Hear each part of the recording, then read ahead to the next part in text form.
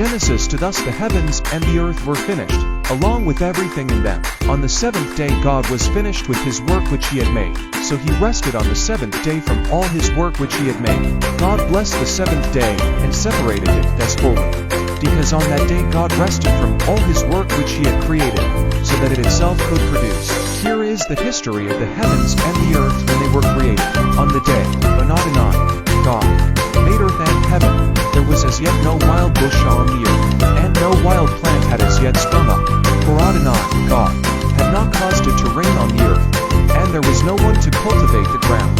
Rather, a mist went up from the earth which watered the entire surface of the ground.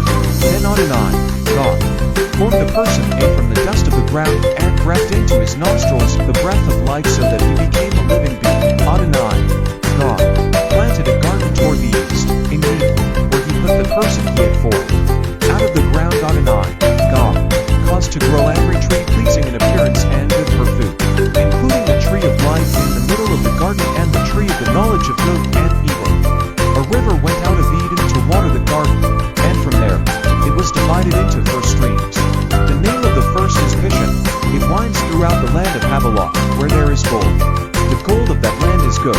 Aromatic resin and onyx stone are also found there. The name of the second river is Hitchon. It winds throughout the land of Cush. The name of the third river is Tigris. It is the one that flows toward the east of Ashur. The fourth river is the Euphrates. Adonai, God, took the person and put him in the Garden of Eden to cultivate and care for it.